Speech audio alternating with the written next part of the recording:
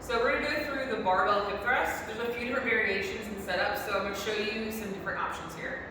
So you have your barbell first off, and it's going to be easiest if the plates that you have are the larger bumper plates, or at least heavy enough that the bar is elevated off the ground.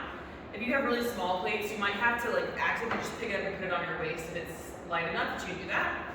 So let's assume that I have a massive amount of weight on here since it's too heavy to lift. I'm going to sit on the ground in front of the bench. My bench is super sturdy, so I can push into it, it's not going to fall over. If your bench is really light, push it against the wall or the squat rack just so you don't topple over during your movement. You see, I also use a sponge hip guard because if the barbell is heavy, that can really dig into your hip bones. So you can purchase one of these. Some people will use a pool noodle. There's lots of different options. You can wrap a yoga mat around it.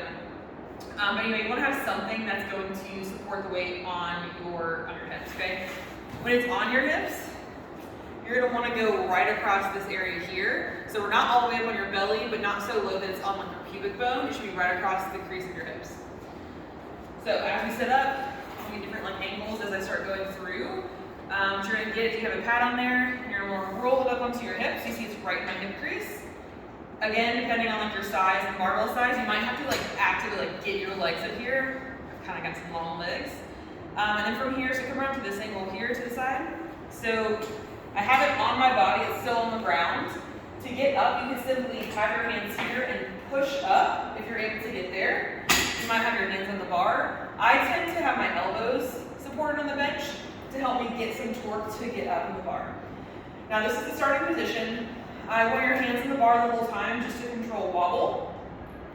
And our ideal ending position is going to be as high as we can, going for tabletop, really squeezing the booty.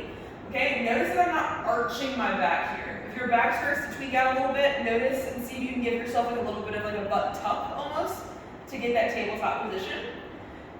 Now there's two different versions. One is going to be the fuller depth, trying to really keep our torso in one shape. Then there's a more shallow depth where I purposefully am dumping my pelvis and then kind of bringing it back up. Depends on what we talk about, depends on your goals, but you can give either a try. So the floor version here of the true hip thrust is going to be all the way up to the top, all the way back down. If you're not really tall, you might not be able to touch the ground a little bit, but that's okay. Where a more shallow is going to be, I'm going to arch and kind of drop my pelvis. And I'm going to tuck my pelvis up to the top. So notice the range of motion is a lot smaller, and there's a lot more action through the back and the hips, okay? And whenever you're done, relax down. You're just going to roll it off your body. Pro tip for the head, keep your chin tucked. That's usually the most comfortable so that your neck doesn't get really tired. All right, so go ahead and try the hip thrust.